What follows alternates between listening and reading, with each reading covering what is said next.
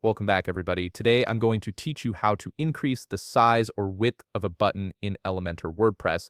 This is incredibly useful when you want your call to action buttons to stand out more or fit better within your page design. Let's jump right in and get this sorted out. First things first, you'll need to log into your WordPress dashboard. This is your central hub for managing everything on your website, so make sure you're signed in with the correct credentials. Once you're in, direct your attention to the left sidebar where you'll find all your main navigation options. In that sidebar, navigate to Pages, then click on All Pages. This will display a list of all the pages you've created on your WordPress site. From here, you need to locate the specific page you want to edit. Once you've found it, click on Edit with Elementor. This will open up the Elementor editor interface, which is where all the visual customization happens. Now that you're in the Elementor editor, look at the left corner of your screen. Here you'll see a panel with various widgets available for building your page. Search for the button widget and drag it to your desired location on the page. This widget is what allows you to add clickable buttons anywhere you want, and it's incredibly flexible for customization. With the button now placed on your page and still selected, turn your attention back to the left panel. You'll notice several tabs at the top of this panel. Click on the Advanced tab. This is where you can access deeper customization options that go beyond just the basic styling and content of your button. Under the Advanced tab, scroll down until you see the width option. By default, this is usually set to a standard size, but you'll want to change it to custom. Once you select custom, you'll unlock the ability to manually resize the button based on your specific preferences. You can increase or decrease the width using a slider or by entering a precise percentage or pixel value, giving you complete control over how prominent your button appears. Additionally, right in this same section, you'll notice an Align Self option.